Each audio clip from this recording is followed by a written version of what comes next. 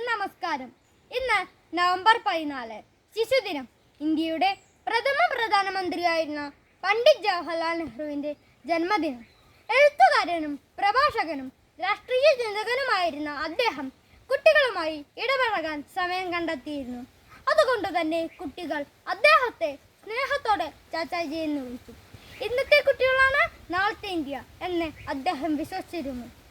കുട്ടികളുടെ സംരക്ഷണവും അവകാശങ്ങളും ഓർമ്മപ്പെടുത്തിക്കൊണ്ടാണ് ഒരു ശിശുദിനം കടന്നു പോകുന്നത്. ഈ ദിനത്തിൽ നാം ചർച്ച ചെയ്യേണ്ടതും ചിന്തിക്കേണ്ടതും ഇതുതന്നെയാണ്. ദാരിദ്ര്യം എന്ന വലിയ സത്യം കുട്ടികളെ ബാലവേലയ്ക്ക് നിർബന്ധിതരാക്കുന്നു.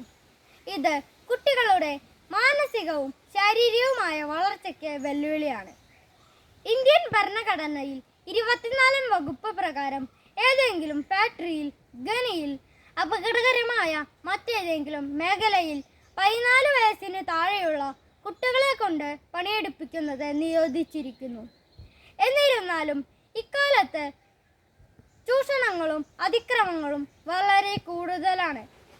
അതിനു നേരെ കർശനമായ നിയമ നടപടികൾ കൊണ്ടുവരേണ്ടത് അത്യാവശ്യമാണ്. നിങ്ങൾ 1 വർഷത്തെയാണ് മുന്നിൽ കാണുന്നതെങ്കിൽ കൃഷി ചെയ്യുക. 10 വർഷത്തെയാണ് മുന്നിൽ കാണുന്നതെങ്കിൽ ഒരു വൃക്ഷം നടുക. ഇനി ഒരു നൂറ്റാണ്ടിനെയാണ് മുന്നിൽ കാണുന്നതെങ്കിൽ കുട്ടികളെ നന്നായി വളർത്തുക എന്ന് പണ്ഡിറ്റ് ജവഹർലാൽ നെഹ്റുവിൻ്റെ വാക്കുകൾ ഓർമ്മിപ്പിച്ചുകൊണ്ട് ഞാൻ അവസാനിപ്പിക്കട്ടെ. നന്ദി, നമസ്കാരം.